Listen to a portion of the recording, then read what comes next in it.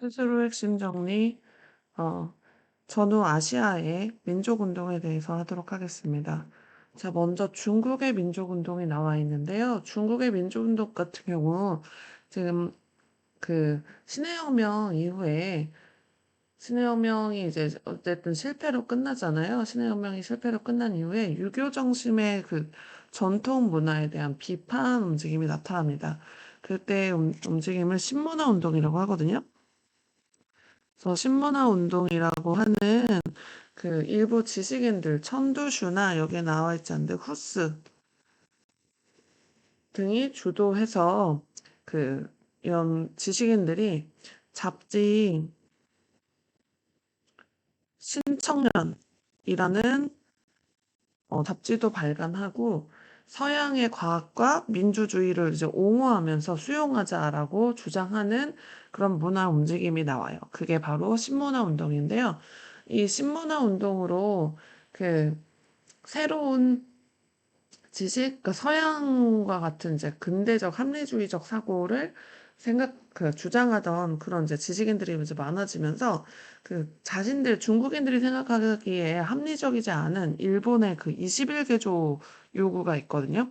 이 21개조 요구, 일본이 위안스카이하고 맺은 그 조약이라고 하긴 좀 그렇고 21개조 요구 사항을 이제 위안스카이가 들어주기로 약속을 했어요. 약속을 했는데 이 21개조 요구 자체가 중국한테 너무 불리한 내용이 많거든요. 그래서 중국에서 파리 강화회의에서 이 21개조 요구 좀 철회시켜달라.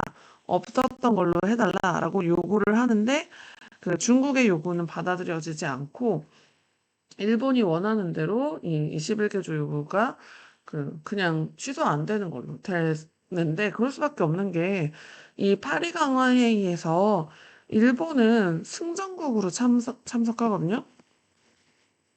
일본은 연합국 일환이었기 때문에 승전국으로 참석했기 때문에 승전국의 얘기를 들어주지 중국의 얘기는 들어주지 않게 됩니다.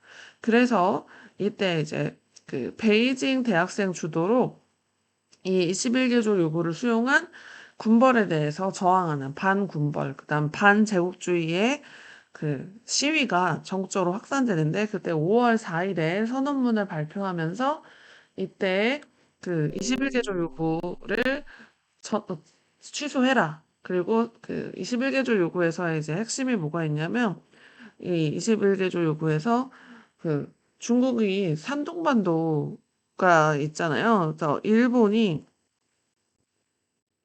산둥반도에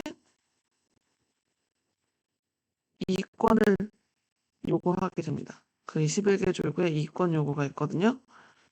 이거를 취소해라 라고 하는 정적인 확산이 일어나서 이 오사운동 같은 경우는 오사운동은 반봉건, 반군벌, 반제국주의 운동이라고 이해하시면 되겠어요. 그래서 이 오사운동 이후에 군벌에 대한 저항이 더 거세지면서 그래서 이때 이제 신해혁명으로 세워진 국민당과 그다음에 이제 공산당이 이제 형성이 됐었는데 이 둘이 손을 잡는 국공합작이 이뤄지게 됩니다. 그래서 국공합작은 군벌을 토벌하기 위해서 중국 국민당과 공산당 그래서 이 공 합쳐서 합작했다. 힘 같이 일을 했다라면서 국공합작이라고 하거든요. 그래서 1차 국공합작이 이루어지게 되는데 이때 국공합작 하고 나서 이제 거의 군벌이 타도될 즈음에 이때 공산당을 없애는 그러니까 추방하는 약간 그런 움직임이 나타나요. 그때 특히 군벌 타도랑 이제 국민혁명을 추진하던 순원이 사망하게 되는데 장제스가 실권을 장악하게 되면서 공산당을 탄압하게 되고 그 과정에 이제 공산당이 도망가서 긴 길에 올랐다라고 해서 이제 대장정이라고 표현을 하거든요. 그래서 대장정의 배경은 일단 이때 중국 공산당이 뭘 하냐면 토지 개혁을 하게 돼요. 그래서 아이고,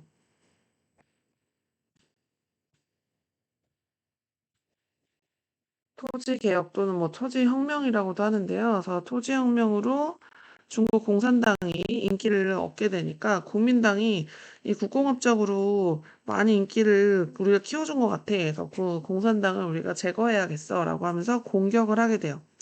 그러는 와중에 중국 공산당의 그 홍군이 이 장제스의 공산당 토벌 작전을 뚫고 대장정을 시작을 하게 되죠. 이게 이제 1934년이고요. 그래서 예남 방면으로 이동을 하게 됩니다. 그래서 이 대장정이 시작이 되고 그러다가 이 중국 내에 만주 사변이 일어나고 그다음에 이제 막 중일 전쟁이 일어나고 막 그 혼란스러웠단 말이에요. 특히 그 시안 사건이라고 해서 그 군벌 출신 장수회랑이라는 사람이 공산군 토벌하기 위해서 시안에 갔던 장제스를 감금하고 그 항일 내전 중지하고 항일 투쟁하는 그런 일이 있었거든요. 그래서 여기 하나 더 추가하자면 이 사이에 있었어요. 시안 사건. 장제스가 그러니까 설득을 당한 거죠. 만주사병은 이제 일본이 일으켰고 중일전쟁 일본이 자꾸 쳐들어오는데 내란 일으키지 말고 내전하지 말고 일본한테 저항하자라고 이제 장제스를 설득한 사건이에요. 그래서 그 이후로 일본의 이제 침략이 본격화되니까 그 여기 있었네요.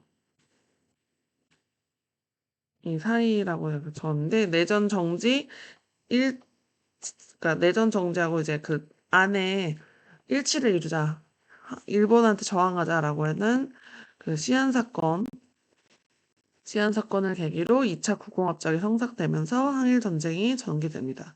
그래서 항일 전쟁 동안은 중국 공산당이 힘을 점점 키우거든요. 그래서 국민당을 이길 수 있을 정도로 실력이 많이 커져요. 그거는 이제 나중에 중국과 관련된 언급 나오면 다시 또 설명하도록 할게요. 자, 그다음에 이제 인도하고 서아시아의 민족 운동 할 건데요. 인도 같은 경우는 인도의 민족 운동 이제 영국이 그 직접 통치를 하기 시작을 하면서 영국에 대한 이제 저항을 하게 되는데 이 직접 통치했던 그 영국이 그래 너네 자체하게 해줄게 하고 이제 약속을 하거든요. 약속을 하는데 그 약속을 제대로 이행을 안 하는 거죠. 이행을 안 하면서 뭘 하냐면 그 영국이 뭘 제정하냐면 룰러법이라는 걸 제정합니다. 룰러법.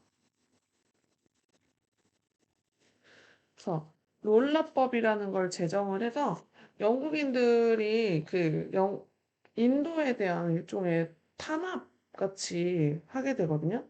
그래서 그 이게 뭐냐면 그러니까 그 인도에서 경찰이 인도인을 영장 없이 체포하거나 재판 없이 투옥할 수 있게 한 법이 롤러법이에요. 그래서 쉽게 얘기하면 인도인 마음대로 잡아들일 수 있는 거. 그래서 경찰이 인도인 영장 없이 체포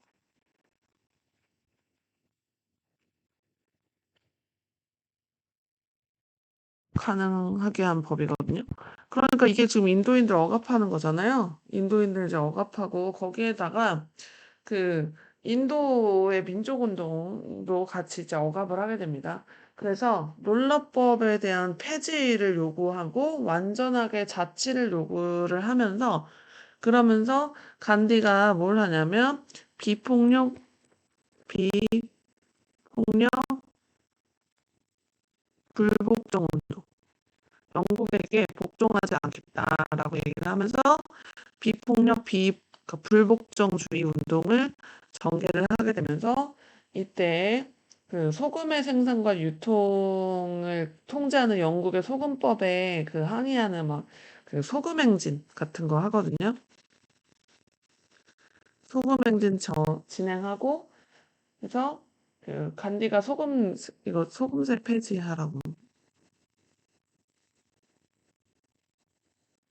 이런 거 하면서 그 평화적으로 시위를 끊임없이 하게 됩니다. 그다음에 이제 그 네루가 이제 민족 운동을 하게 되는데 인도의 완전한 독립을 요구하면서 그러면서 불복종 운동을 이어가죠. 그래서 인도가 이제 통치 방식을 변화시킵니다. 통치 방식을 변화시키는 건 뭐냐면 이제 직접 통치에서 뭘 하냐면 신인도 통치법이라는 걸 발표를 하거든요. 신인도 통치법이라는 거는 뭐냐면 각 주의 자치를 인정을 해요. 그래, 너네 요구한 거 자치 들어줄게. 그렇게 하지만 그 자치를 줬다라고는 하지만 군사권이나 외교권은 영국이 가지고 있는 거죠. 영국의 인도 총독에게 있었기 때문에 그 영국이 인도에 대한 자치를 100% 인정했다라고 하기에는 좀 어렵죠. 그래서 외교랑 군사에 대한 것을 제외한 것만 자치를 인정한 게 신인도 통치법이고요. 이 영국에 대한 저항은 2차 세계대전까지 계속 이루어지게 됩니다. 그래서 영국에 대한 저항은 계속 있고요. 그다음 오스만 제국의 민족 운동을 보면 오스만 제국이 러시아하고 사이 안 좋잖아요. 그래서 러시아가 협상국이었으니까 오스만 제국은 어디에 붙겠어요? 동맹국에 붙겠죠. 동맹국인 독일에 붙게 되니까 1차 세계대전에 패전국이 되거든요.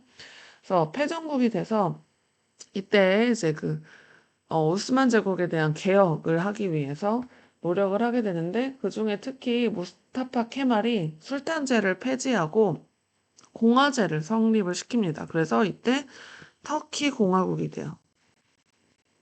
터키 공화국이 1923년에 설립이 되고요. 그래서 세속화, 서양화 정책이 추진이 되고 일부 다처제 폐지되고 로마자 표기법을 도입을 하게 돼서 그러니까 좀 근대적인 교육 제도를 시행을 합니다. 근대적 교육. 해서 서양처럼 하자. 그리고 여성의 지위도 많이 향상돼요.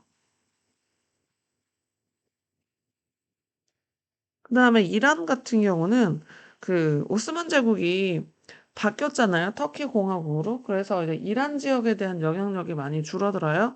그러는 와중에 리자 샤를 주도로 팔레비 왕조가 수립됩니다. 팔레비 왕조가 수립되면서 이때 국호를 이란으로 바꿨어요. 그래서 이란으로 나라 이름을 이란으로 바꾸고 근대화 정책 추진하게 되는데 여기 2차 세계대전 때 영국과 소련이 이란 점령하거든요. 그 후에는 이제 미국의 영향력이 강화돼서 여기 이란도 완전한 독립국이라고 칭하기에는 조금 어려운 상태가 잠깐 있었어요. 그래서 지금까지도 미국이랑 사이가 안 좋거든요. 그래서 어쨌든 이란의 민족운동에 대해서 얘기를 했습니다. 그래서 여기까지가 스스로 핵심 정리 전후 아시아 민족운동에 대한 내용이었습니다.